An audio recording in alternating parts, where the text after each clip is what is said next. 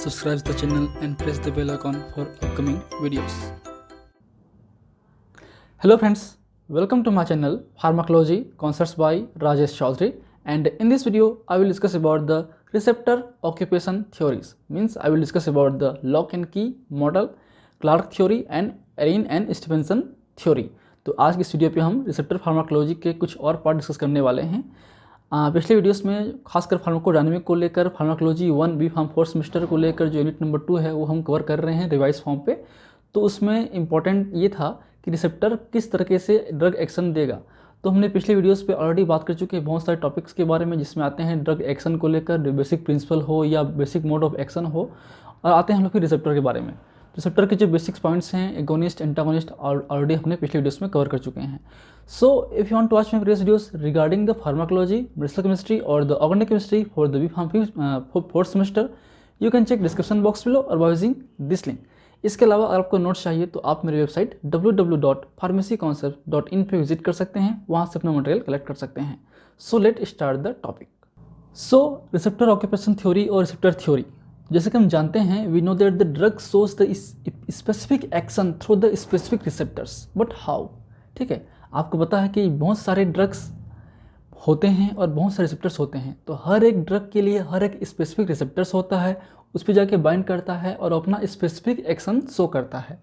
हर एक ड्रग का जो एक्शन है वो लगभग डिफरेंट होते हैं किसी दूसरे क्लास को लेकर। सिमिलर क्लास के एक्शन सिमिलर हो सकते हैं, बट दूसरे क्लास के जो ड्रग हैं उनसे डिफर होता है, क्योंकि उनके रिसेप्टर्स डिफर होते हैं। इसका मतलब कहीं ना कहीं उन पर एक स्पेसिफिक इंट्रैक्शन होता है। So this is because of the stereo structural specific drug protein interaction. ठीक है, ये क्यों होता है? क्योंकि उनके बीच में जो हैं आपके जो ड्रग मॉलिक्यूल्स हैं और रिसेप्टर्स मॉलिक्यूल्स हैं, ठीक है, जो कि सेल्स में होते हैं आपके रिसेप्टर्स, ड्रग मॉलिक्यूल्स या जो इंडोजेनियसली कंपाउंड्स हैं, हार्मोन हैं, ट्रांसमीटर्स हैं, उनके बीच में एक तरीके से stereo structural specific drug protein और ड्रग रिसेप्टर इंट्रैक्शन होता है।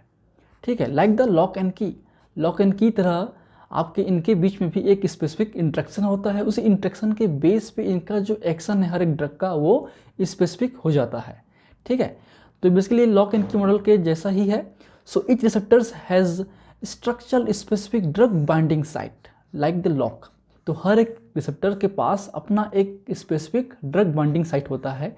ये जितने भी दिखाई दे रहे हैं वो आपके हैं ड्रग बाइंडिंग साइट, जहाँ पे या LBS बोल सकते हैं, लिगांड बाइंडिंग साइट, या फिर ड्रग बाइंडिंग साइट। तो ये स्ट्रक्चर स्पेसिफिक होता है, मीन्स सिमिलर स्ट्रक्चर हो, एक स्पेसिफिक स्ट्रक्चर हो, स्टीरियो सेलेक्टिव हो, वही जाके आके बाइंड कर सकता है इन रिसेप्टर पे और अपना एक्शंस को हैं आगे फॉरवर्ड कर सकते हैं। सारे रिसेप्टर पे काम नहीं करता है। ठीक है, एक कुछ पर्टिकुलर ड्रग जो हैं एक सिमिलर क्लास के ड्रग हैं किसी पर्टिकुलर रिसेप्टर पे काम करते हैं। जैसे कि बात करें हम लोग बीटा रिसेप्टर्स पे, तो बीटा रिसेप्टर्स पे जो मेनली हैं आपके एड्रेनलिन हैं, आइसोप्रेनालिन हैं, ये सब काम करते हैं। ठीक है, so and the ligand for the ligand and the 3D structure of the specific drug molecule और लिगांड एक्ट एज ए की। और जो ये ड्रग हैं, ये जो ड्रग मॉलिक्यूल्स हैं, ये एक तरीके से स्पेसिफिक लिगांड हैं, इनका जो 3D स्ट्रक्चर है एक तरीके से की तरह काम करता है, और इसलिए इन दोनों के बीच में लॉक एंड की जैसा फंक्शनल इंट्रैक्शन होता है, जिसकी वजह से जो फिर फर्दर आके जो आपका इन रिसेप्टर्स का एक्टिवेशन होगा। ठीक है, रिसेप्टर्स एक्टिवेट होंगे और एक्टिवेट होने के बाद अपना जो फंक्शनल रिस्पॉन्स है वो आपके आगे कैरी फॉरवर्ड होगा। ठीक, means the stereo selective stereo structure specific ligand receptor complex lock and key model may responsible for the biological action of the ligands or the drug। ठीक है, सिंपल सा है, इसमें कहने का मतलब ये है सिंपल कि आपका ड्रग और रिसेप्टर जो हैं आपके एक स्पेसिफिक ड्रग रिसेप्टर कॉम्प्लेक्स बनाएंगे, और ये कॉम्प्लेक्स बनाने के बाद जो हैं अपना एक्शन शो करेंगे। क्लियर? चलिए आते हैं नेक्स्ट पे। तो फर्स्ट है आपका क्लार्क थ्योरी। इसी को लेकर क्लार्क ने एक थ्योरी दिया था इन 1937।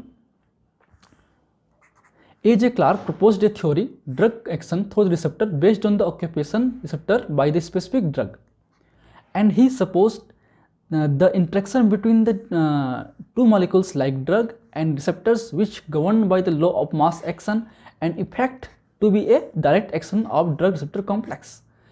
तो ये ड्रग रिसेप्टर, जैसे मैंने पहले कहा कि ड्रग और रिसेप्टर के बीच में जो कॉम्प्लेक्स बनेगा, एक तरीके से ये बोथ डायरेक्शन पे होगा, लॉ ऑफ मास एक्शन करेगा, और इनके कॉम्प्लेक्स जो हैं एक तरीके से फॉरवर्ड डायरेक्शन पे अपना इफेक्ट को शो करेगा। तो ये इनकी बेसिक थ्योरी थी, और उन्होंने 3 बेसिकली ऑब्जर्वेशन शो किया था। There are 3 major observation of the Clark theory.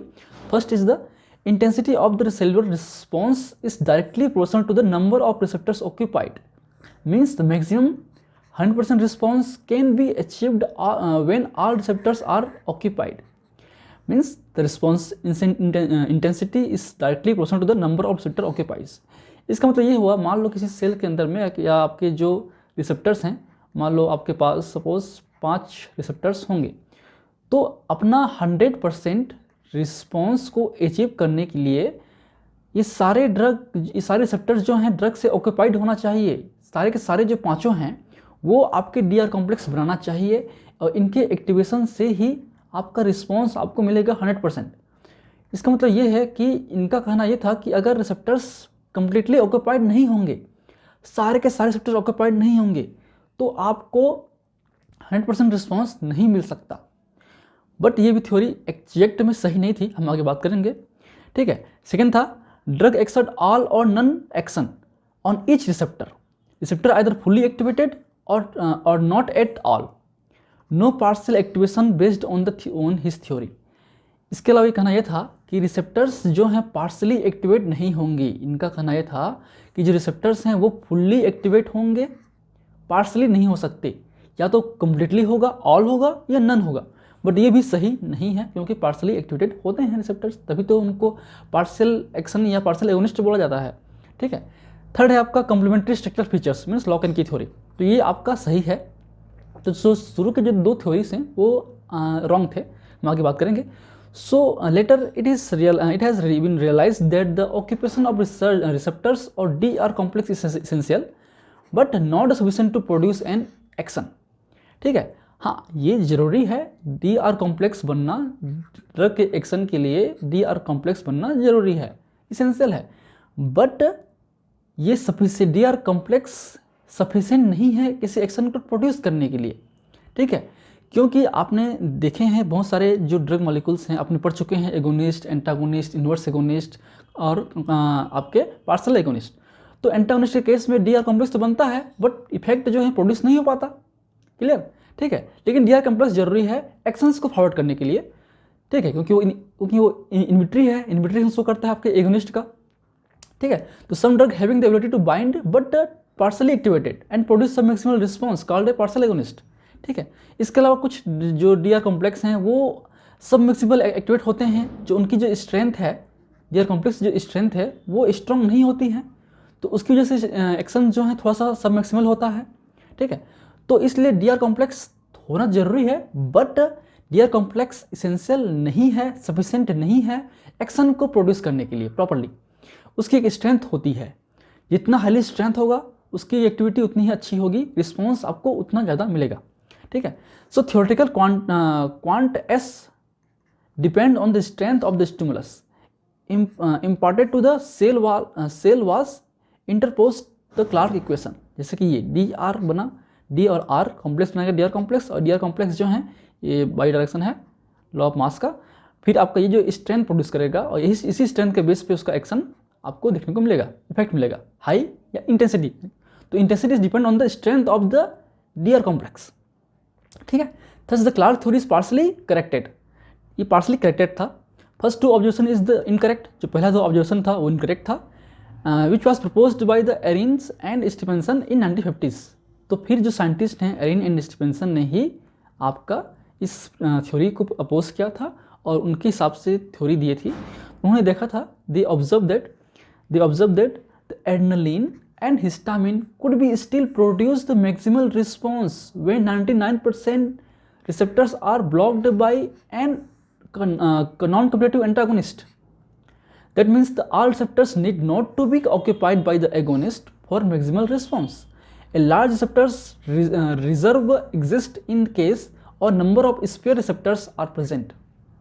Simple सा मतलब है कि उन्होंने देखा कि जो एड्रेनलिन है, मान लो जैसे कि ये 5 रिसेप्टर की बात कर रहे थे हम लोग, तो 5 ही मान लेते हैं, तो बात करें हम लोग एड्रेनलिन की, तो एड्रेनलिन या केस में बात करें हिस्टामिन की, तो हिस्टामिन और एड्रेनलिन के रिसेप्टर्स को अगर हम 99% तक ब्लॉक कर दें, ब्लॉक कर देंगे, मान लो इसको हम ब्लॉक कर देंगे, ब्लॉक करने के बावजूद भी ये जो हैं केवल एक ही रिसेप्टर पे या बहुत कुछ ही रिसेप्टर्स पे 1% रिसेप्टर्स पे, ये क्यों है 1% रिसेप्टर पे ही बाइंड करके जो रिस्पॉन्स हैं वो मैक्सिमम रिस्पॉन्स अचीव कर सकता है। इसका मतलब क्या हुआ कि सारे रिसेप्टर्स का ऑक्यूपेशन जरूरी नहीं है आपके कंप्लीट या मैक्सिमम रिस्पॉन्स को अचीव करने के लिए। जैसे कहा था आपने क्लार्क ने कहा था कि सारे रिसेप्टर का ऑक्यूपेशन जरूरी है मैक्सिमम रिस्पॉन्स के लिए, बट ऐसा नहीं है। ठीक। Second, the different drug had a different capacity to produce cellular response, means the some drug partially activated receptors, that means all or none action is not necessary। जैसे कि हम जानते हैं कि कुछ जो हैं आपके जो पार्शियल एगोनिस्ट हैं उनका जो रिस्पॉन्स है क्या होता है, सब मैक्सिमल होता है। ठीक है, तो अल्टीमेटली कहने का मतलब ये है कि fully agonist maximum response show करते हैं, पार्शियल एगोनिस्ट जो रिस्पॉन्स है वो 0 to 1 हो सकता है उनकी एफिकेसी, या फिर 0 to 100% तक हो सकता है, मतलब 100 से कम ही होगा। तो ऑल और नन जरूरी नहीं है, या तो कंप्लीटली एक्टिवेट होंगे या नहीं, पार्शली भी वो एक्टिवेट करके पार्शली रिस्पॉन्स भी शो कर सकते हैं। तो जो शुरू के 2 थ्योरी थे क्लार्क के, वो रॉन्ग थे। इसके अलावा the receptor can not be considered have the rigid conformation because the partial agonist में produce the intermediate degree of conformational changes in receptors. ठीक है, उन्होंने ये भी कहा था कि जो रिसेप्टर का जो स्ट्रक्चर है वो एकदम रिजिड नहीं है, कंप्लीटली रिजिड नहीं है, क्योंकि पार्शियल जो एगोनिस्ट हैं वो कंप्लीटली कंफर्मेशनल को चेंज नहीं करते, वो पार्शियली कंफर्मेशनल को चेंज करते हैं आपके रिसेप्टर्स के, पार्शियली उसको एक्टिवेट करते हैं और वो पार्शियली रिस्पॉन्स शो करते हैं। ठीक है, तो उनका जो स्ट्रक्चर है रिसेप्टर के ड्रग बॉन्डिंग साइट्स का वो भी स्ट्रक्चरली रिजिड नहीं है, फ्लेक्सिबल है, थोड़ा सा वो फ्लेक्सिबल हो सकता है। ठीक है, so this is the basic theory of the Ariens and Stephens theory. तो उसके बेस पे हम बोल सकते हैं कि जो ड्रग का रिस्पॉन्स है वो डिपेंड करता है आपके ड्रग रिसेप्टर कॉम्प्लेक्स के स्ट्रेंथ पे। तो response of the drug can be determined और relation to the strength of the activator. So based on this theory response of the drug depends on the strength of the activation of receptors. जैसे कि पहला आपका है ANC, ये आपका maximum response show कर रहा है, A+C ये आपका एगोनिस्ट है।